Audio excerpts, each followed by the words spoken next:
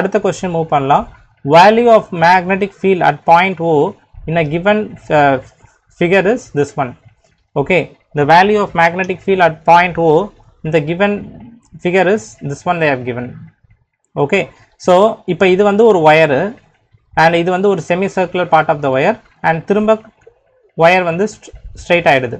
So இது வந்து first segment of the wire ன்னு எடுத்துக்கலாம். இது semicircle in the second part of the wire and this is the third part of the wire. இப்போ என்ன கேட்டிருக்காங்க क्वेश्चनல value of the magnetic field at point O in the figure given.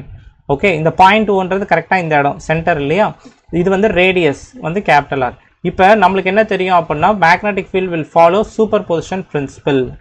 Okay, magnetic field will follow superposition principle. அதுக்கு என்ன அர்த்தம் அப்படின்னா இந்த point ஓவில் இருக்க field will be due to this wire 1, wire 2 and wire 3. So field at O will be due to B1 + B2 + B3. அப்போது இங்கே பாருங்கள், இந்த ஒயர் வந்து நேராக எது வழியாக பாஸ் ஆகுது, இந்த ஸ்ட்ரெயிட் ஒயர் வந்து அலாங் த ஒயரோட லென்த்துக்கு தானே பாஸ் ஆகுது, along the axis of the wire. Along the axis of the wire the field will be 0. இது வந்து நம்ம தியரியில் படிச்சிருப்பீங்க. அதே மாதிரி இதுதான் நம்மளோட ஒயர். இந்த ஒயர் அலாங் த ஆக்சிஸ் எடுத்து பார்த்தீங்கன்னா field 0. So B1 and B3 ஓட combination no field will be there at point O. I1 B1 அதாவது 1 and 3 ஆல no field.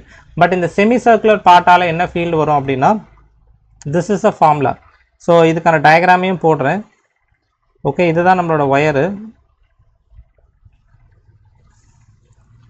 Okay, μ0I/2r θ/2π.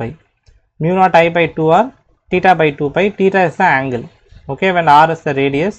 So I is the current flowing in the wire. ஓகேவா? So இப்போ இந்த ஒயரில் என்ன ஆகுது, நம்மளுக்கு current is been flowing. Okay, இப்போ μ0I/2r θ/2π.